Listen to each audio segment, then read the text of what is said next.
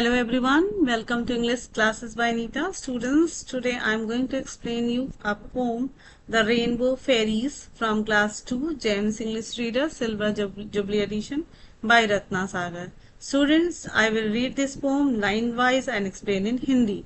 So students, I will tell you rhyming also. So be with me and get ready for understanding. Students, let's start. Two little clouds one summer's day went flying through the sky. They went so fast they bumped their heads and both began to cry. Old Father Sun looked out and said, "Oh, never mind, my dears, I will send my little fairy folk to dry your falling tears." One fairy came in violet and one wore indigo. In blue, green, yellow, orange, red, they made a pretty row.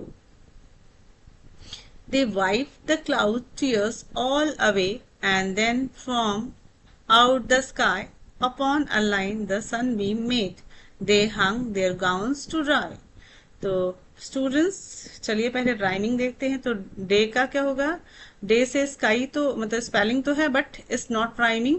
Heads said, यहाँ पे cry से sky, and tears is not rhyming with any words, and here you can see the rhyming sky and dry. So these are rhyming words. So students, let's start. And two little clouds one summer's day, यानी कि दो छोटे छोटे बादल. आप यहाँ पे देख सकते हो कि यहाँ पे छोटे छोटे क्लाउड्स हैं. तो आप क्लाउड्स देखते हो, दो छोटे छोटे बादल हैं. तो two little clouds one summer's day, एक दिन गर्मी का जो दिन था उसमें जो दो छोटे छोटे बादल थे. Went flying through the sky, वो आसमान में उड़ते उड़ते जा रहे थे. दे वेंट सो फास्ट, इतनी तेजी से जा रहे थे. दे बम्प देयर हेड्स, और एक दूसरे से टकरा जाते हैं, उनका सर कहीं से टकरा जाता है. And both began to cry, और वो दोनों रोना शुरू कर देते. जैसे कि आप लोग को चोट लग जाती तो आप रोना शुरू करते, ऐसे छोटे छोटे जो बादल थे वो बहुत तेजी से आसमान में जा रहे थे. और बम्प मतलब टकरा जाना, उनका सर जो क्या होता है टकरा जाता है.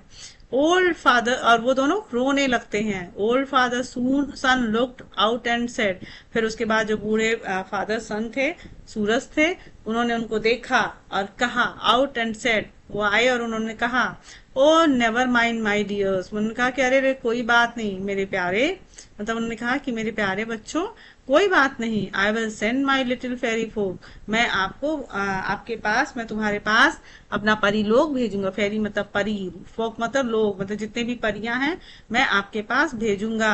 To dry your falling tears, ताकि वो तुम्हारे जो आंसू हैं, जो आंसू बह रहे हैं, वो उसको पोंछ सके.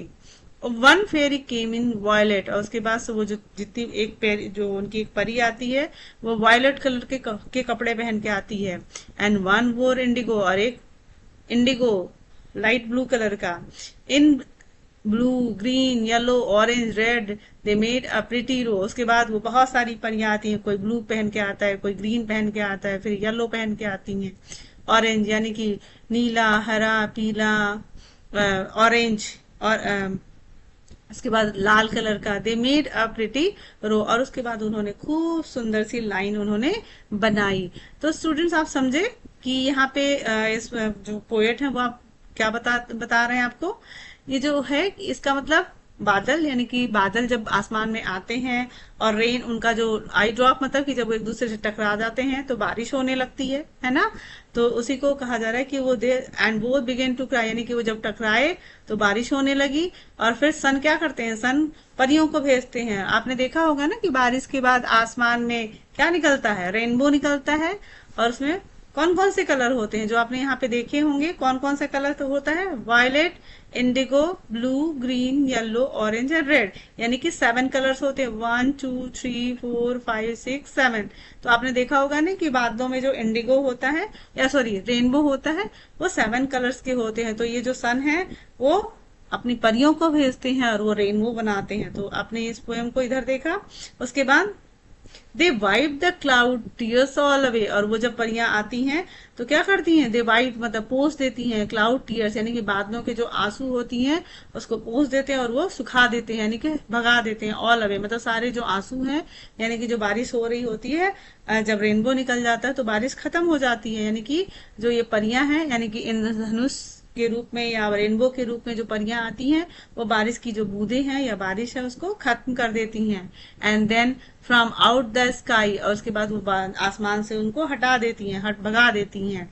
Upon sorry and then from out the sky upon a line the sunbeams made, और उसके बाद वो जो सूरज से जो किरणें आती हैं, सन बीम मतलब सूरज की किरणें, तो जो सूरज से किरणें आती हैं आसमान से जमीन पे, उस लाइन पे क्या करती हैं, they hung their ground gowns to dry, और अपने कपड़े सूखने के लिए डाल देते हैं, सूखने के लिए।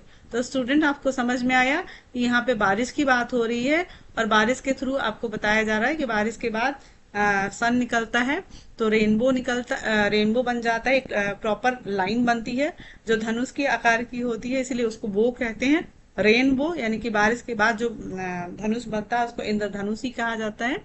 तो उसमें 7 कलर्स होते हैं, आप इस कलर को भी याद कर लेना, violet, indigo, blue, green, yellow, orange, red.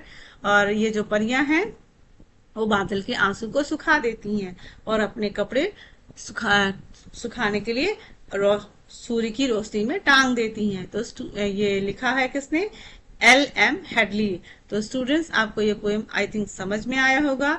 So enjoy this poem, और जब कभी भी बारिश होगी, बारिश के बाद धूप होगी, तो आप जरूर रेनबो देखने जाना और कलर्स को भी काउंट करना कि how many colours you can see in the rainbow.